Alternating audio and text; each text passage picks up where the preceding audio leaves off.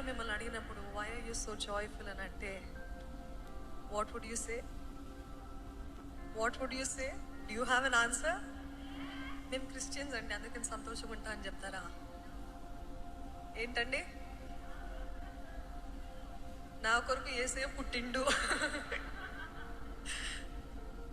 గత వారంలో సేవకులు అదే అన్నారు, మీరు తెలంగాణ భాషలో చెప్తారు, మీ ఇష్టం, ఆంధ్రలో చెప్తారు, ఏ భాషలు చెప్పినా పర్వాలేదు, కానీ సువార్త మాత్రము ప్రకటించాలి. హల్లెలూయా.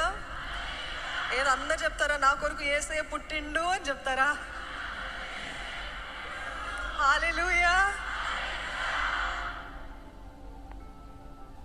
నిజంగా we all deserve to be in hell కదండి. మనము ప్రతిరోజు ఆయనకి ఎంతో ఆయాసకరమైన మార్గములు, తలంపులు, చూపులు, మాటలు, క్రియలు, ప్రవర్తన, స్వభావం,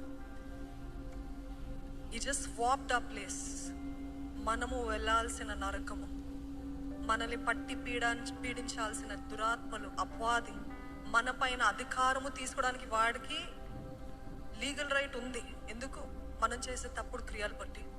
కానీ వాటన్నిటిని ఎలాగ కొట్టివేస్తాడంటే ఆయన నరుడిగా ఈ లోకానికి వచ్చి ఆయన మన కొరకు మరణించి ఆయన మన పాప భారం అంతా మోసి మరణించి తిరిగి లేచాడు. కాబట్టి legal right has been broken. Amen. Hallelujah. The enemy has no legal right over us as long as you are washed and cleansed by the blood of Jesus. Amen. ఎంతమంది ఇక్కడ నేను క్రీస్తు రక్తం చేత కడగబడ్డాను అన్నవారు ఉంటే చేతులు ఎత్తి యేసు రక్తమే చేయమని చెప్తారండి. హల్లెలూయా.